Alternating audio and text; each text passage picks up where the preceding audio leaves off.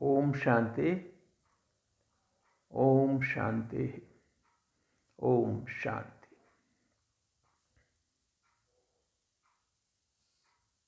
समय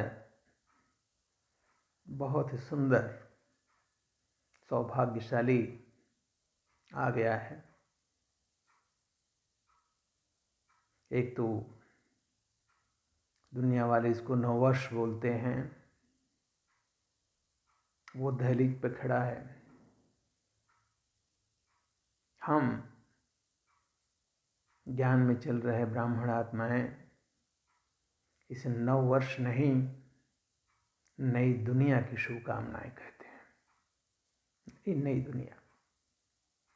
दुनिया में राज्य भाग्य पाने की शुभकामना एक दूसरे को, जिस पर हमारा जन्म सिद्ध अधिकार है। देश ही नहीं, पूरे विदेश की बहुत सारी आत्माएं अभी इस समय मधुबन में हैं, ये राज्य भाग्य पाने के लिए। जो नहीं हैं, जहाँ भी हैं, वो पुरुषार्थ कर रहे हैं और बाबा सब पर दृष्टि रखा हुआ है। जो इस वेला में नहीं पा सकें, फिर एक चांस मिलता है। 18 जनवरी का ब्रह्मा बाबा का जो स्मृति दिवस है, समर्थी दिवस है, वरदानी दिवस है, उसमें जो छूट जाएंगे सबको मिल जाएगा ऐसा सौभाग्य। तो दिल से पूरे ब्राह्मण आत्माओं को, संबंध संपर्क स्नेहीजन जो भी हैं, विश्व की सभी आत्माएं, सबको दिल से मुबारक। एक नई दुनिया की, स्वर्ग की। और इस अवसर पर मैं विशेषकर माताओं को शुक्रिया या फिर कहें मुबारक देना चाहता हूँ, क्योंकि बाबा माताओं को विशेष स्नेह करता है। माताओं के सिर पर कलश रखा है। जिसे दुनिया कहती है नारी नरक का द्वार है, बाबा ने कहा है नारी स्वर्ग का द्वार है। सिद्ध करके बताया है कि स्वर्ग का द्वार माताएं खोलेंगी। कितना बड़ा मान दिया है बाबा ने माताओं को, जिसे दुनिया अबला कहती है। पीछे पूर्व काल में माताओं को क्या क्या सहन करना पड़ा है। बाबा ने तो यहाँ तक जो विष्णु के पैर दबाती हुई लक्ष्मी का चित्र हुआ करता था, वो सब हटा दिया था। कंबाइंड स्वरूप 4 भुजाएं विष्णु की, जिसमें से 2 लक्ष्मी की हैं। ऐसा सम्मान दिया है बाबा ने, स्वयं परमात्मा ने नारी को। ये दुनिया वाले कुछ भी कहने दें।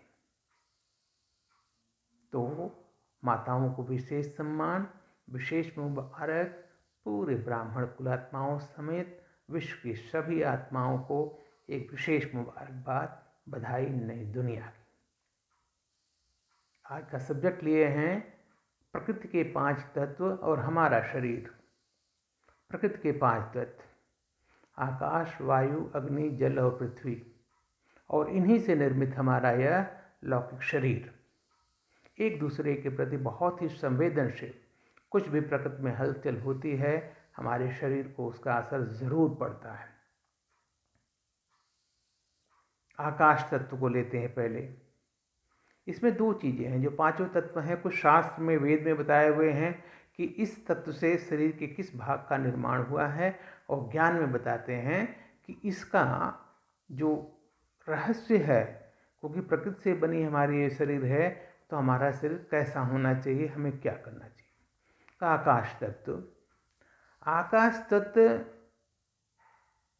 से हमारी आत्मा का निर्माण होता है। सबसे बहुमूल्य, सबसे महत्वपूर्ण तत्व और सबसे महत्वपूर्ण हमारी आत्मा, चैतन्य।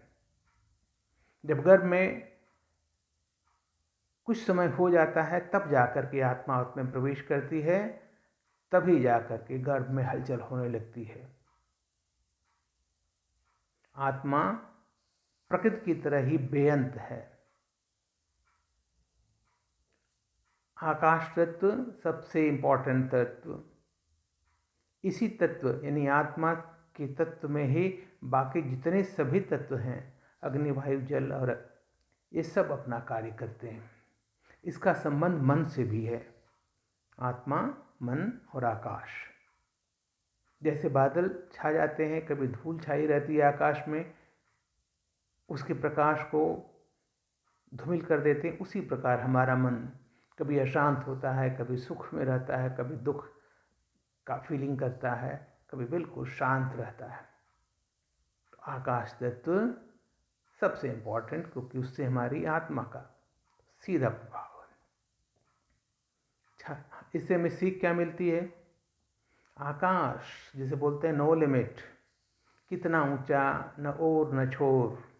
इसका मतलब हमें वैसा ही बड़ा दिल वाला बनना है। फ्रॉक दिल जिसको बाबा बोलता है। सब हमारी छत्र छाया में आ जाए, हम सबको अपना लें। जैसा है सूर्य, आकाश किसी को देख करके धूप या अपनी छत्र छाया नहीं देता। जो है सबको छत्र छाया, बिना किसी कंडीशंस, बिना किसी स्वार्थ के, सबको शांति सुख का अनुभव कराने वाला ये आकाश तत्व हम में होना चाहिए। दूसरा आता है वायु तत्व। शास्त्र की बात करें तो वायु हल्की होती है, अदृश्य होती है, लेकिन महत्वपूर्ण है जीवन के लिए। आकाश तत्व से हमारे जो सूक्ष्म अंग है, जैसे श्वसन कार्य होता है, सांस लेने की प्रक्रिया, नाड़ी है, तंत्रिका है, इसका निर्माण होता है। गुप्त दिखती जरूर है, लेकिन तूफान जैसी शक्तिशाली भी है वायु, आप जानते हैं। तूफान आ जाए तो बड़े से बड़े, पुराने से पुराने बिल्डिंग या फिर यह पेड़ उसको उखाड़ देती है।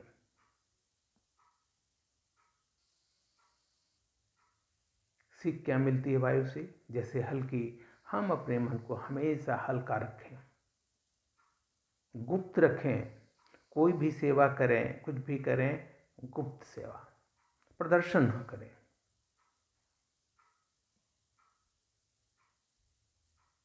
समय के मुताबिक, परिस्थिति के मुताबिक, या तो तूफानी या फिर बिल्कुल शांत।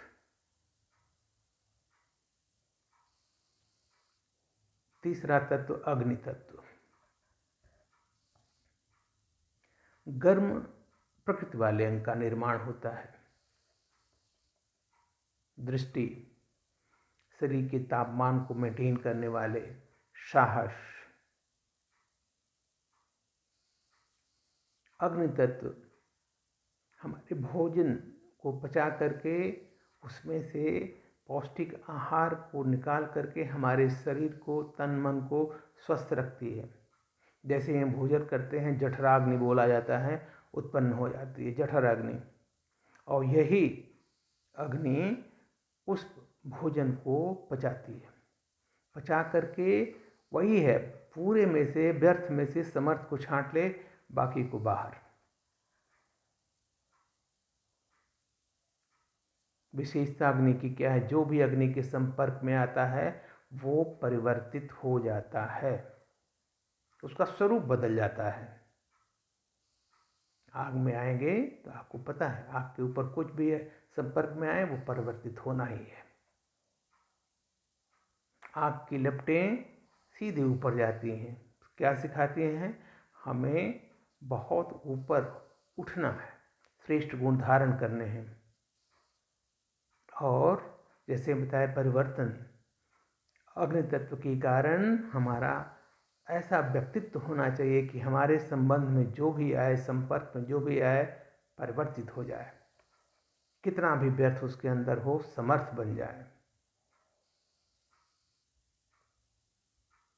ये हमें सिखाती है अग्नि तत्व। ऐसा हमारा व्यक्तित्व होना चाहिए। जल, यह भी जीवन का आधार है, और जल के तत्व द्वारा मुलायम और ठंडे अंगों का निर्माण होता है। जैसे रक्त है, मांसपेशियां हैं, वसा है, कफ, पित्त, जीभ। जैसे पृथ्वी में 70% जल है, वैसे ही हमारे शरीर के अंदर भी 70% निर्माण जल से होता है। इसलिए जल बहुत महत्वपूर्ण है। इसीलिए जल को हम चार्ज करके पीना बता रहे थे। जल की विशेषता लकीर खींचो जल में, तुरंत मिट जाएगी। जिस बर्तन में रख दो उसका स्वरूप धारण कर लेगी।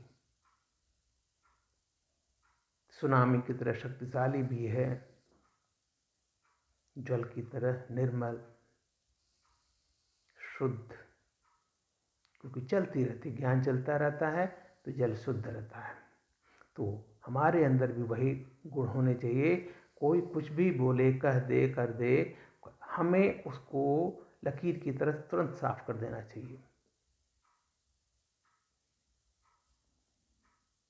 और जहाँ भी जिसके संबंध संपर्क में रहें उसको अपना लें, उसके मुताबिक एडजस्ट कर लें,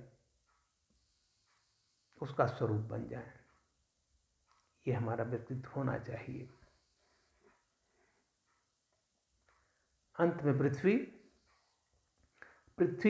से हमारी जो कठोर अंग हैं या फिर भारी हैं अंग का निर्माण होता है। जैसे हड्डी है, दांत है, जो नितंब है जिसको हिप बोलते हैं। पृथ्वी हमारी बेसिक ज़रूरतें पूरा करती है।